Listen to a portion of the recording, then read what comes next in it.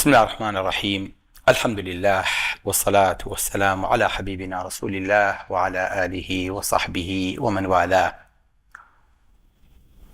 إيش كلميك زور من حزيليتي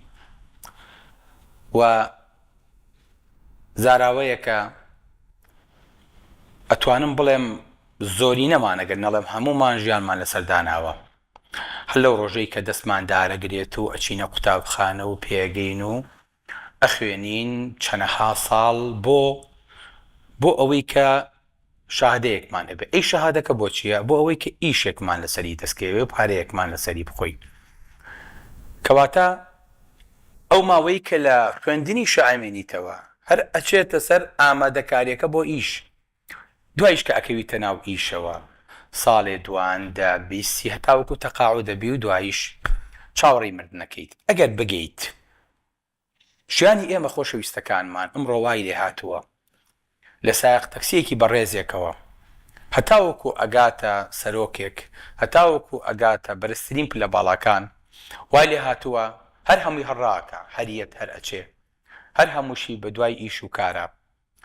بیلەوە ناکەینەوە کە ئەم ژیانە وای لێ هاتووە بۆ بە قەوانێک دەبارە و بیستبارە و سەدبارە بۆ تەو لە ژیانی من و تۆیە. وای لێ هاتووە کە خوای گەورە فەرمێ وەجەعەلنە اللەیلە لیباسا وەجەعەلنە النەهارە مەعاشا. ئەم مەعاشە واتە خوای گەورە فەرمێ کاتی ڕۆژمان کردووە بەچی؟ کاتی سپێتیمان کردووە بە پارە پەیاکردن، شەویشمان بۆ ئیسراحەت داناوە. بەڵێ هەمانەی ساکەنە شەوەکەی لەوانەیە ئیشی لە بارتر و گونجاوتر و شپرزەتر بێ وەک لە ڕۆژەکەی. بۆیە کورد ناوی ناوە کاسپی، یعنی کاری سپی. پێشەوەی ئەوروپا ئیشی ڕەش بدۆزێتەوە کورد ئەمیزانی وەکە شتێکەیە پێوتێ ئیشی سپی، یعنی کارێک لە کاتێکی ڕۆژ و لە سپایەتیە بکرێ، بە ڕۆژ بکرێ، کاسپی. ئەمە پێوتێ ئیش. ئەم ئیشە وای لێ هاتووە کە هەمومانی سەرقاڵ کردو بەخۆیەوە، ژیانی جەنجاڵ کردووە، هەمووی هەڕاکە ڕاکێتی. تەنانەت لە مەتار و لە شوێنە گشتیەکان و لە ڕۆژی پشوشە هەمومان بدوای ئەم کارەوەین. ئەم ئیشە وای لێ هاتووە خۆشەویستەکانم کە بۆ بە خولیایەک بۆ بە گێژاوێک کە ئاواتەی چویت جارێکتە لی دەرنایتەوە کە دەری کەوتیت فڕێتە یا گێژاوەکە بە مردووی دەرتەهێنێ، واتە کەس بە زیینوی لەم بابەتە دەرناچێ. معلوماتی جەنابتان کە لە زمانی ئینگلیزیە ئەڵێ سەلەری، ئەزان سەلەری لە شێوە هاتووە، یعنی لە سەلاریەم، کلمەیەکی لاتینیە، یعنی مال الملح، یعنی ملح المال، یعنی خۆی پارە. یعنی چی خۆی پارە؟ کاتی خۆی لە پێشینەکانی ئێمەیە بەخوێ مامەڵە کراوە، واتە خوێ کڕین و فرۆشتنی پێوە کراوە. بۆیە کورد خوێی ناوە زات لە زمانە پێی خۆیەوە و هەر کەسێکیش هەدیەیەکی بۆ بەرێ ئەگەر دەفرەکە هیچ نەبێتیکە ئەچێ فەی بۆ تێیەکە. یعنی ئەم بە مانای پاداشدانەوەیە کە ڕۆژێ لە ڕۆژان خوێ ئاڵوگۆڕی پاری پێکراوە. بۆیە ئەبینیت ئەمڕۆ هەر کەلیمەکە بۆ خۆی بۆ بە ڕاتب، بۆ بە موچە کە ئینسان بەردەوام مێشی پێوەی مەشغوڵاکەی موچێت. سبحان الله لەسەر کاتی خۆی ژیانی حسێ بکات بەس بۆ ئەوەی کە سەری مانگ نزیک بێتەوە موچەکەی وەرگێ. نازانین لە ژیانی کەمەکە بۆ حسابی موچەکەی، بەڵام پێی بگا گرنگ ئەوەیە. ئەمە مینەتێکی زۆر گەورەیە خۆشەویستەکانەگەر پێی بزانن و نەزانن ئیسلام ڕقی لەوەیە کە کاسبی بکرێن. نەخێر، بەعەکسەوە ئەوەی ئیسلام تەشجیع لەسەر ئیشەکە. ئەسڵەن ئیسلام پێی خۆشە بەیانی زوو بچی بۆ ئیش، دوای نوێژی بەیانی خۆر هەڵهاو بچۆ بەلای ئیش و کارتەوە. فانتشروا في الأرض وابتغوا من فضل الله. خوای گەورە فەرمێ هو الذي جعل لكم الأرض ذلولا فامشوا في مناكبها كلوا من رزقه وإليه النشور. بەناو شاخەکانە بگەڕێن بۆ کار و کاسبی ئیشی خۆتان. نەک هەر ئەوە بەیانیان زوو، بەرەکەت لە بەیانیان زوو لە ئیشی بەیانیانایە. نەک هەر ئەوە ئەفەرمێ فەئیذا قوضیەت الصەلاة، ئەگەر نوێژی جومعە تەواو بۆ چی بکەن؟ بچن بەلای باخەکانتانەوە؟ نەوەڵا. بچن بەلای ئیسراحەتەوە؟ نەوەڵا. ئەمڕۆ پشووە؟ نەخێر. فەرمێ فانتشروا في الأرض وابتغوا من فضل الله. بچن بەلای کار و کاسبیەوە، یعنی لە ئیسلامە تەنانەت جومعانیش پشوویتیانە بۆ ئیشی خەڵک نەوەستێ. ئێمە ڕۆژانی شەممان نەخۆش لە هەموو کاتێ زیاترە بۆ چونکە جومعە بەدەم ژانە و بەدەم ئازارەوە ماوەتەوە کەس نەبوو بچێ بۆ لای ناچارێ بێ هەڵی گرێ و چاوەڕێکە هەتاوەکو ڕۆژی دواتر بۆیە لە ئیسلامە تەنانەت شتێک نییە ناوی پشوو بێ بۆ ئەو کەسەی کە ئیشی خەڵکی لەسەر پەکەکەوێ ئیسلام زۆر تەشجیعی ئەمەی کردووە بەقەدەر چی بەقەدەرەوەی تەشجیعی جیهادی کردووە جارێکیان سەحابەیەکی پێغەمبەری خوا صلی الله علیه وسلم بەناو بازاڕە شان و باهوو جسمێکی ڕێحەزی زۆر جوانی ماسوولکەیی هەیە یەت و ئەچێ و ئەکڕێ و ئەفرۆشێ سەحابەکان سەیری دەکەن لەگەڵ پێغەمبەری خوا سەیری ئەم مەشهەدە بکەن چەند جوانە بۆ مەشهەدێکی تەمسیلی قالن يا رسول الله لو كان هذا في سبيل الله أي بيغمبر إخوة أمشان وبازوا لبناي خواش مشالي هالصورانايو لبناي خوا جهادي كردايا أما جي خوي أم أخوا علي بو أمي كردو بيغمبر إخوة صلى الله عليه وسلم فرمي أجر أم كاسبي وإيشو كارا جاي في سبيل الله معناه جهادا فرمي أجر أما پاری بۆ ماڵ و مناڵێکی ورد پێپەیاکە خزمەتی دایک و باوکێکی پیری پێ بکە خۆی بگرێتەوە لەوەی کە زەلیل نەبێ و پارەیەکی لە گیرفانە بێ خەڵک ئیستیغلالی نەکا ئەوەشە لە پێناوی خوایە الله چەند جوانە پێغەمبەرێک صلی الله علیه وسلم کار و کاسبی و ئیش و کاری ناو بازار بەراورد دەکا بەچی بەراورد دەکا بە جیهاد بەڵام کامەیەک ئەو پارەی کە زۆر خۆتی بۆ ناڕەنجێنی ئەزانی ڕسەکەت ئێوارەیەتە دەست چۆن تێرێ ئەڕواتەوە بۆ ماڵەوە ڕسەکەی بۆ نووسراوە تۆش بەدەستی بەتەڵ ناگەڕێتەوە ئیلا چەند عەلاقەیەکە پێیە ئیلا با خەڵی شەگەرم بۆ تۆ کاڕۆیتەوە چۆن بتوانین ئاوا بژین ئاوا بیرکەینەوە بەقەدەر تێرێتەوە کورمان لەسەر خوای گەورە بێ بۆ ڕسقەکەمان کافیە ئەو نەخۆتی بۆ شپرزە ناکەی بە 2 تەلەفۆن و بە 4 سیم کارت تەلەفۆن ناکەیت و خۆت ڕەنجە ڕۆکەیت و ماڵوێرانکەیت و ئاگا لە هیچ نەمێنێ ئەگە ناخۆشەویستەکانم ئەو نیکە ئێوە تەسەوڕەکەن پیشەی پێغەمبەران مامۆستا پیشەی پێغەمبەرانی چی پێغەمبەر یعنی پیشەکەی خۆی بەنای خۆیەوێتی پێغەمبەر بووە پەیامی خوای گەیانووە نەخێر خۆی مەفروض بەس ئەمە بکە لەگەڵەوەش ئەیشیان کردووە سبحان الله ئادەم چی بووە دێڵە ئێوە پێم بڵێن کشتوکاڵی کردووە نوح چی بووە دارتاشی کردووە داوود چی کردووە ئاسنگەر بووە موسا چی کردووە شوانی کردووە عیسا عەلەیه السەلام طب و چارەسەر و نەشتەرگەری کردووە پێغەمبەری خۆمان صلی الله علیه وسلم چی کردووە شوانی کردووە ڕۆحم بە قوربانی بێ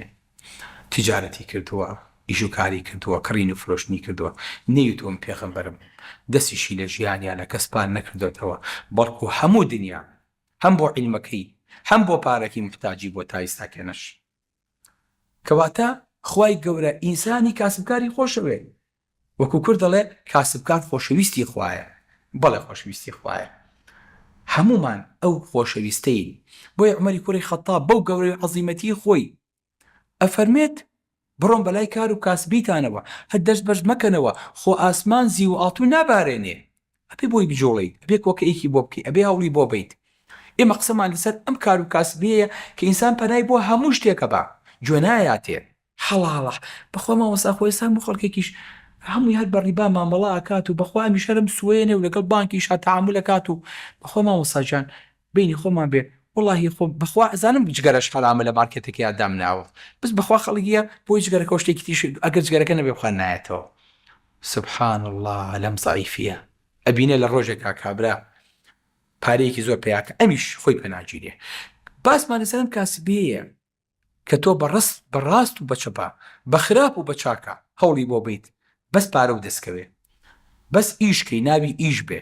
جۆنەیتر پێغەمبەری خوا صلی الله علیه وسلم فەرمێ ڕۆژگارێ دێ بەسەر ئوممەتەکەمان ئینسان جۆ نایەتی ئەوەی کە دەستێکەوێ لە حەڵاڵا دەستی کەوتووە یاخود لە حرامە جارێکان چوون بۆ بانکێ داوای مامەڵەیەکم لێ کرد وتی مامەڵەی ئێمە بەسووە کە بینی ڕیشێکم هەیە میشتم من بەسوو مامەڵە ناکەم نێناسیم تازە کەوتو بوومە ناو ئیش و کارەوە وتی کاکە تۆ لەسەر ئەم هەسارەیە ئەژی تم بەڵێ بەڵام وتم من هەساری خۆمە ناسم تۆش خوای خۆتە ناسیت ئەوی لەسەر حرام کردویت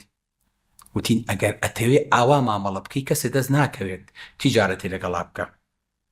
باوەڕم پێ بکە ساڵ وەڵ نەگەڕا و بانکەکەی سەداخراوە ئێسشی لەگەڵا بێ نەکراوەتەوە بۆیە خۆشەویستەکانم ئینسان هەرچیەکی کرد بە حرام پەنا بۆ کار و کاسبی بۆ ئیشەکەی نەبا بۆیە کورد و توێتی دەستی ماندوو لەسەر سکی تێرە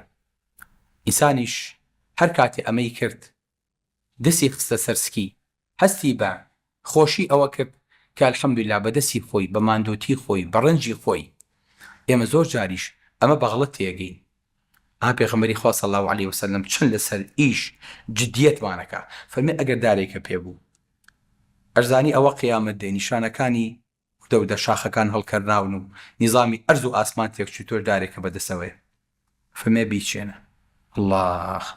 وفي يد أحدكم فسيلة فليغرسها با بیچێنێ خۆ کەس بەرهەمەکەی ناخوا بەڵام تۆ ئەجری لەسەر ئەمە دەستکەوتووە پاداشت دەستکەوتووە ئیسلام هەتا ئەم حەددا دووربینە تەنانەت بە مامۆستایانی ئاینیش ئەفەرمێ وەرنە دەرەوە ئیش و کار و کاسبی خۆتان هەبێ بۆ ئەوەی کە لە فتوا و قسەتانە تەنەزول نەکەن